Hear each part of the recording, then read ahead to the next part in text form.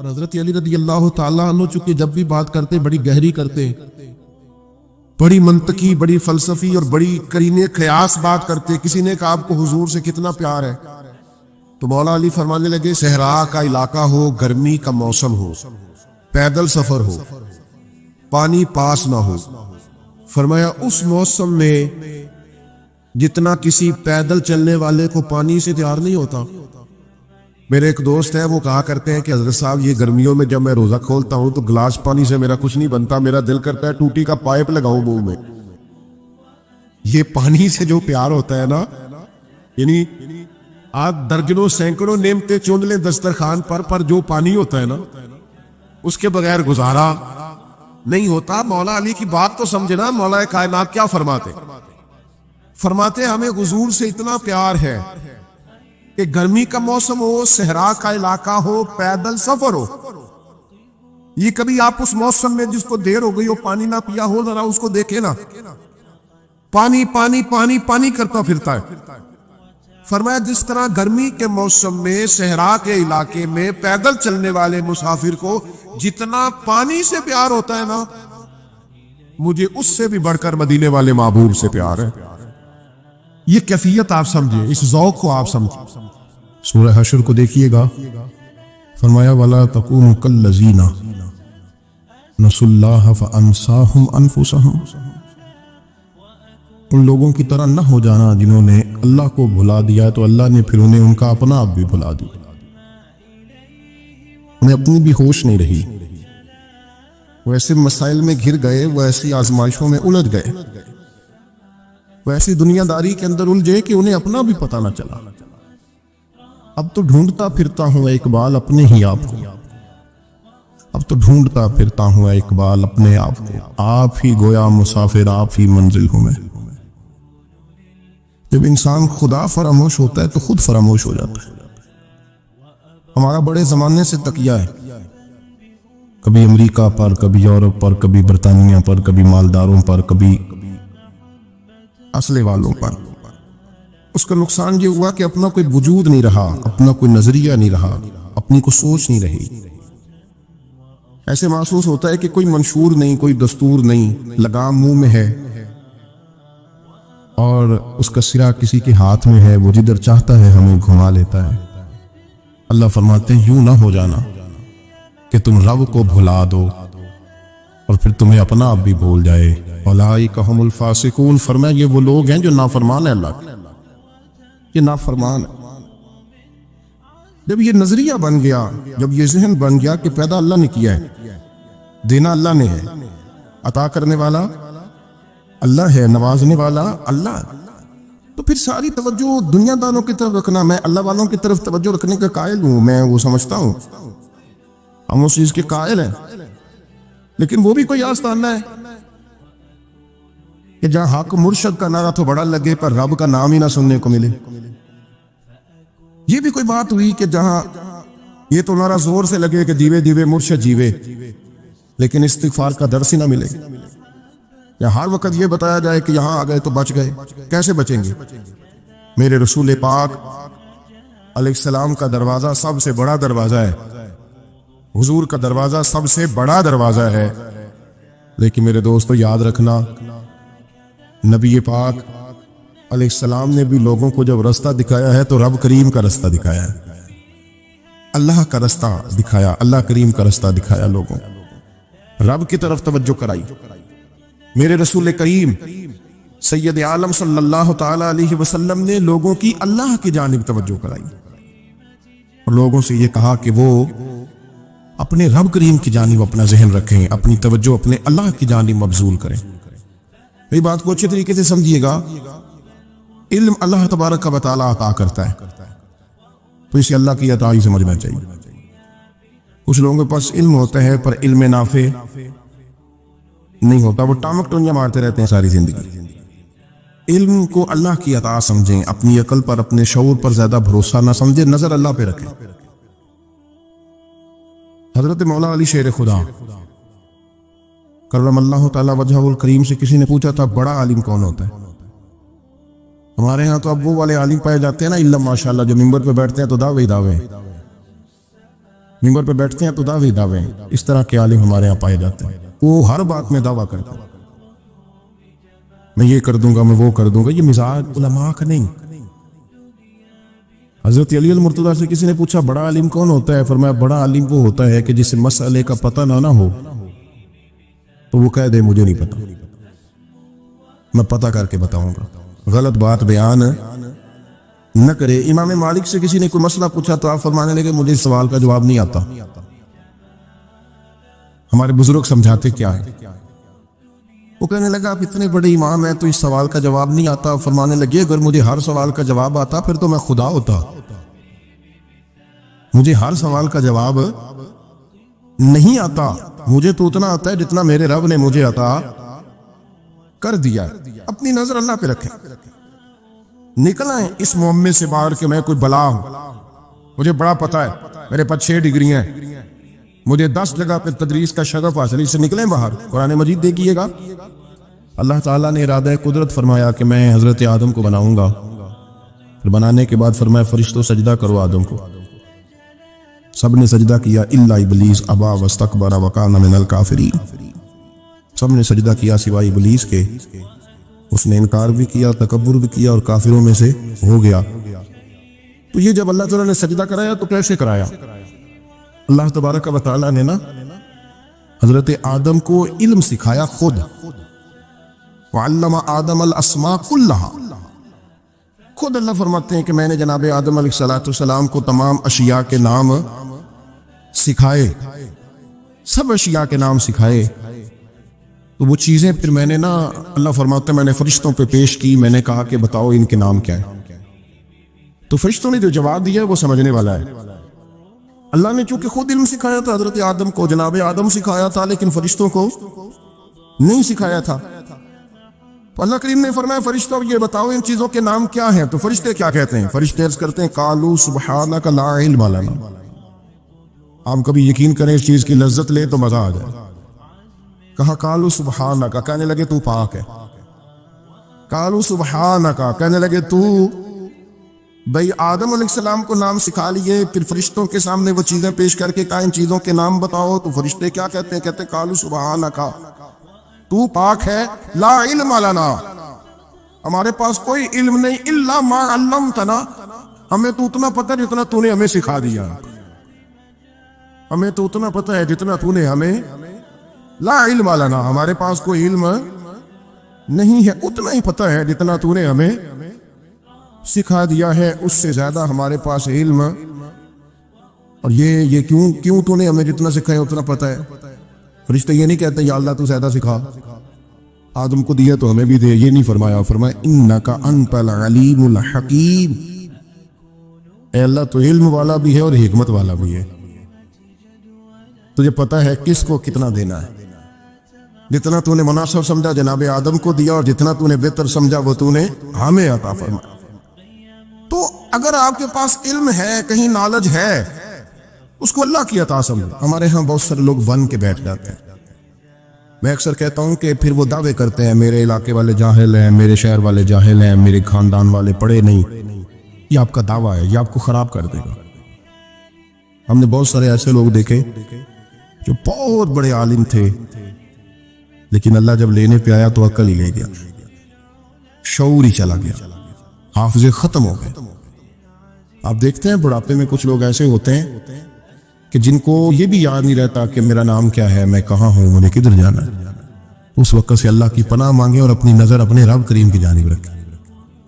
اللہ کی جانب اپنی نظر کو مبذول رکھیں. دوسری بات، علم کے بعد ایک چیز آتی ہے جس کا نام ہے ہدایت، جس کا نام ہے تقوی، جس کا نام ہے پرہیزگاری، جس کا نام ہے عمل، عبادت، ریاضت. یہ بھی اسی وقت ہی نصیب ہوتی ہے جب میرا رب کریم نصیب فرما دیتا ہے. ہم نے نا نیکی کا اپنا اپنا سٹیٹس بنا لیا ہے، اپنا اپنا معیار بنا لیا ہے. کچھ لوگ کہتے ہیں کہ جناب مسجد میں سیمنٹ کا توڑا دینے سے بہتر ہے کسی غریب کو آٹے کا تھیلا دے دو. اب اس نے اپنا مزاج بنا لیا نا نیکی کا، اس نے اپنا سٹیٹس بنا لیا. میرا یہ سوال ہے کہ نبی پاک صلی اللہ تعالی علیہ وسلم جب مدینہ شریف آئے تھے تو حضور نے سب سے پہلے غریبوں میں آٹا تقسیم کیا تھا کہ سب سے پہلے مسجد بنائی تھی؟ کیا عجیب لوگوں کا رنگ ہے، اپنی مرضی کی ہدایت، اپنی مرضی کا تقوی، اپنی مرضی کا معیار۔ مسجد کوئی بڑا چھوٹا خطیب بھی میری طرح کا ہو نا تو وہ مسجد میں بیٹھ کے جب نبی پاک کی بات کرتا ہے تو کہتا ہے میرے رسول پاک غریبوں کا سہارا بن کے آئے۔ وہ غریبوں کی بات کرتا ہے، مسکینوں کی، لاچاروں کی، کمزوروں کی بات۔ تو مسجد ہی تو وہ ادارہ ہے جہاں سے غریبوں کی بات ہو رہی۔ تو اب لوگوں نے غریب کو اور مسجد کو لڑانا شروع کر دیا، اس کو لڑاؤ کہ مسجد میں پیسے دینے سے بہتر ہے آپ غریب کو آٹے کا تھیلا دے دیں۔ آپ یہ کیوں نہیں کہتے کہ مسجد میں بھی آپ تھوڑا دیں، ایک سیمٹ کا، اور سال غریب کو بھی خدمت کریں؟ یہ کیوں نہیں تقویٰ؟ اپنی اپنی مرضی کا مزاج، اپنی اپنی۔ کچھ لوگ کہتے ہیں چھوڑو جی، ساری زندگی انسان نماز پڑھتا رہے اور پھر گالیاں بھی دیتا رہے، بندہ داڑھی بھی رکھ لے اور جھوٹ بولنا بھی نہ چھوڑے، تو یہ آپ نے اپنے پاس سے تقوی کا معیار بنایا۔ گالی دینے کا گناہ ہے اور داڑھی رکھنے کا ثواب ہے۔ تو اگر آپ داڑھی رکھے ہوئے ہیں اور آپ کوئی غلطی کر رہے ہیں تو اس سے آپ کی داڑھی کا ثواب ختم ہے۔ اللہ کرے آپ کو سمجھ آئے میری بات۔ آپ کوئی غلطی کر رہے ہیں، داڑھی کا ثواب اس سے ختم ہے، وہ اپنی جگہ پہ قائم ہے چیز۔ اپنی مرضی کا کیوں تقوی کا معیار بناتے؟ تقوی کا مزاج اپنی مرضی کا نہ بناؤ۔ اللہ کی بارگاہ سے دعا مانگو کہ یا اللہ ہمیں ہدایت کا نور عطا فرما، اللہ تو ہمیں رستہ دکھا، تو بتا کہ ہدایت کیا ہے۔ ترا فرماتا ہے اللہ ولی الذین آمنوا، اللہ مومنوں کا مددگار ہے، یخرجہم من الظلمات الی النور، وہ انہیں اندھیروں سے نکالتا ہے اور نور کی طرف روشنی عطا فرماتا ہے۔ اندھیروں سے نور کی طرف اللہ لاتا ہے۔ اللہ ولی، اللہ مومنوں کا ولی ہے، وہ انہیں اندھیروں سے نور کی طرف نکالتا ہے۔ ہدایت ہمیشہ اللہ کی طرف سے سمجھو۔ جب وہ نماز کی توفیق دیتا ہے تو اپنے فضل سے دیتا ہے، جب وہ ذکر کی توفیق دیتا ہے تو اپنے فضل سے۔ ہم سمجھتے ہیں ہو جی فلانا نہیں پڑھ رہا بڑا بیوقوف ہے، فلانا نہیں پڑھ رہا تو کیا اپنی عقل کے طور پہ پڑھ رہا؟ میں جی اللہ کے فضل سے 2 پارے پڑھتا ہوں، تو کس پہ احسان کرتے تو 2 پارے پڑھ کے رویا کر، اگر مالک تو بڑا قریب نہیں۔ بڑے لوگ ہیں جن کو پورا قرآن حفظ ہے پر انہیں پڑھنے کی توفیق نہیں، تو انہیں فضل کیا اور مجھے توفیق دے دی ہے پڑھنے۔ رویا کر، پڑھ کے رویا کر، راتی ساری کر کر زاری، وہ نیند اکھاں تھی توندے تے فجرے وہی گناہگار کہاون سب تو نیوے ہوندے۔ مہربانی کریں، ڈریں، نیکی کریں تو پھر ڈریں، پھر احساس پیدا کریں، پھر اپنے اندر وہ کمزوری لائیں، کہیں توبہ توبہ مجھے تو پتہ ہی نہیں، تو جانتا ہی نہیں۔ حضرت سیدنا امام اعظم ابو حنیفہ رحمۃ اللہ تعالیٰ علیہ کے ساتھ ایک شخص کہتا ہے میں نے نماز پڑھی تو عشاء کی نماز تھی۔ یہ جو لوگ بڑے ہوتے ہیں نا، جن کے پیار کرنے والے بڑے ہوتے ہیں، ان کے گرد خوف بھی بڑا ہی ہوتا ہے، انہیں بڑا ڈر لگتا ہے، بڑی بعض اوقات آزمائش ہوتی ہے۔ عشاء کی نماز کہتے پڑھی تو امام صاحب نے نا عشاء کی نماز میں تلاوت کی آیت فَمَن يَعْمَلْ مِثْقَالَ ذَرَّةٍ خَيْرًا يَرَهُ وَمَن يَعْمَلْ مِثْقَالَ ذَرَّةٍ شَرًّا يَرَهُ، فرمایا جو ذرہ برابر خیر کرے گا وہ بھی قیامت میں دیکھے گا، اور جو ذرہ برابر شر کرے گا وہ بھی قیامت میں اس شر کو دیکھے گا، اس کے سامنے آئے گا۔ تو وہ شخص کہتا ہے کہ سارے لوگ نماز پڑھ کے چلے گئے تو امام صاحب رحمۃ اللہ علیہ نے اپنی داڑھی پکڑی، رو رہے ہیں، کہتے ہیں وہ ذرہ برابر نیکی کا بدلہ دینے والے، وہ ذرہ برابر شر پہ سزا دینے والے میری سفید داڑھی کو دیکھ، مالک میرے ذرے ذرے سامنے نہ لانا، لوگ تو میری بڑی قدر کرتے ہیں دنیا میں، تو بڑا پہچانا جاتا ہوں، لوگ تو میری راہوں میں پھول لیے کھڑے ہوتے ہیں، یہ بڑا نوازتے ہیں، قیامت میں رسوا نہ کر دینا، میرے لیے مشکل ہو جائے گی۔ وہ کہتے ہیں میں نے امام صاحب کا درد دیکھا، مجھے کوئی کام تھا تو میں چلا گیا، میں نے کہا کہ وہ اس وقت اللہ کے حضور حاضر ہیں تو میں دوبارہ آؤں گا۔ کہتے میں تہجد کا وقت آیا تو امام صاحب وہیں بیٹھے تھے اور ان کی داڑھی آنسوؤں سے بھری ہوئی اور زور سے داڑھی پکڑی ہوئی، کہنے لگے مالک رسوا نہ کر دے، قیامت میں رسوا نہ کر دے۔ یار جو ہدایت یافتہ لوگ تھے وہ تو ڈرے ہوئے تھے، وہ تو سہمے ہوئے تھے، وہ تو کہتے تھے یہ اس کا فضل نہیں، اس نے بلا لیا، یہ اس کا کرم نہیں۔ حضرت باعزید بستامی کسی کافر کو دیکھتے تو رو پڑتے، کہتے مالک تو کتنا قریب ہے، یہ بے ایمان رہ گیا، تو نے اپنے فضل سے مجھے اپنے نبی کا غلام بنا لیا، وہ رو پڑ۔ یہاں تو لوگوں کا دعویٰ ہی بڑا ہے، نمازی اللہ خیر فرمائے، وہ تو دوسروں کو گھورتا ہے، وہ کہتا ہے جنت کا میں مالک ہوں، کنجیاں میرے پاس ہیں، میں کسی اور کو گھسنے نہیں دوں گا۔ اور اگر 2-3 حج کر لیں تو پھر تو وہ کہتا ہے کہ میرے سے پوچھ کر لوگ جنت میں جائیں گے معاذ اللہ۔ اور اگر وہ 2 4 5 7 دفعہ کوئی نفل پڑھ لے تو پھر وہ کہتا ہے چھوڑیں جی سارے لوگ بے عمل ہیں، میں اکیلا نیک ہوں۔ نہ ایسا کریں، اپنی توجہ اپنے رب پہ رکھیں، اپنی توجہ اپنے ان اللہ بالناس لرؤوف الرحیم، بے شک اللہ اپنے بندوں پر بڑا ہی مہربان اور نہایت ہی رحم کرنے والا رؤوف الرحیم ہے، بڑا مہربان ہے، کرم فرماتا ہے۔ اللہ تعالیٰ اپنے بندوں سے بڑا جلد راضی ہو جاتا ہے، وہ اپنے بندوں کو بہت زیادہ مشقت میں نہیں ڈالتا، وہ اپنے بندوں سے اپنی نعمتوں کا بدلہ نہیں چاہتا، بہت سخت مشقت والی عبادتیں نعمتوں کے بدلے نہیں چاہتا، وہ بڑی جلدی رحم فرماتا ہے۔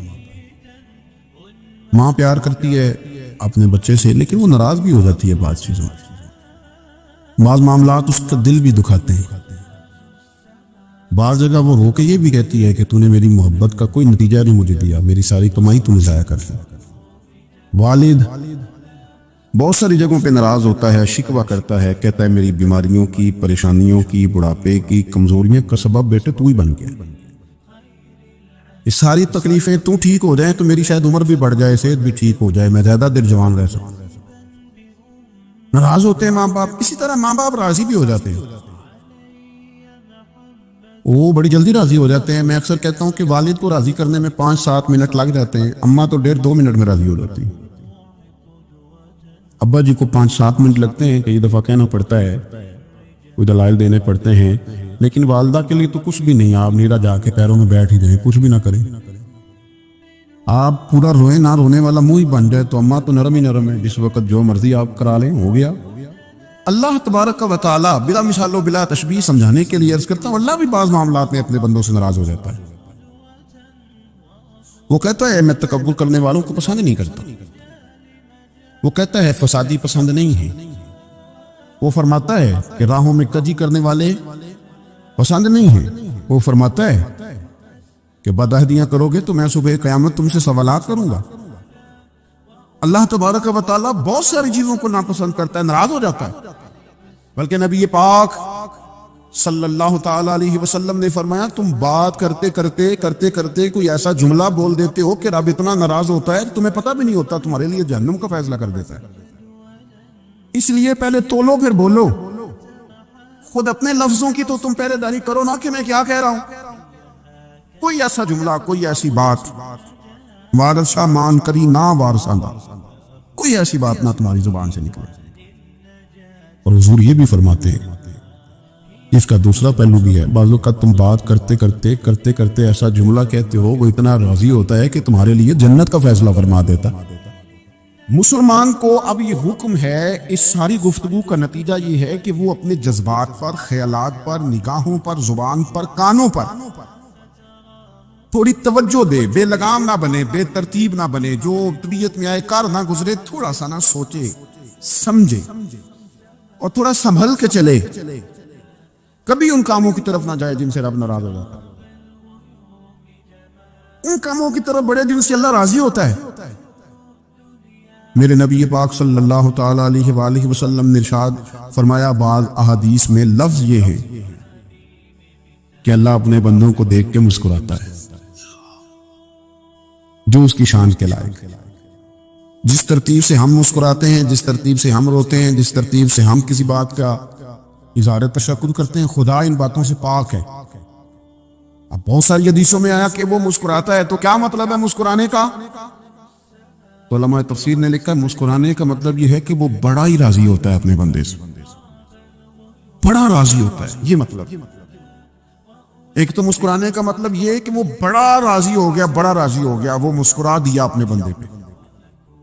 اور ایک اس کا معنی خود نبی پاک صلی اللہ تعالیٰ علیہ وسلم نے بیان فرمایا، مسند امام احمد بن حنبل میں حدیث ہے، حضور سید عالم علیہ السلام سے صحابہ نے پوچھا، یا رسول اللہ شہید تو بڑے لوگ ہوتے ہیں، شہیدوں میں افضل کون ہے؟ تو اللہ کے حبیب علیہ السلام فرمانے لگے، وہ والا بندہ جو ڈٹ گیا تھا کافروں کے مقابلے میں، وہ ہلا نہیں، پوری طرح ڈٹ کے جو لڑا وہ شہداء میں افضل ہے۔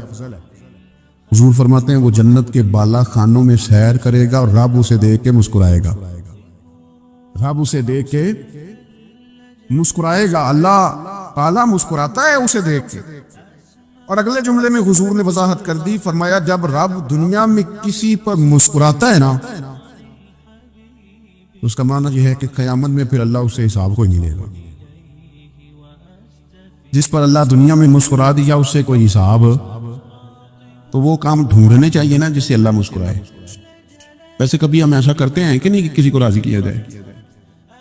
یہ کام ہم کرتے ہیں کہ ہماری کمپنی کا جو سربراہ ہے وہ ہم سے راضی رہے، جس ادارے میں ہم پڑھاتے ہیں اس ادارے کا بڑا ہم سے راضی رہے۔ یہ کرتے ہیں ہم، اس کے لیے کچھ نہ کچھ ہیلے بہانے ہم کرتے ہیں۔ برادری، قبیلہ، علاقہ، بستی، لوگ کسی طریقے سے ہمارے ساتھ مطمئن رہے، کرتے ہیں نا یہ سارے کام۔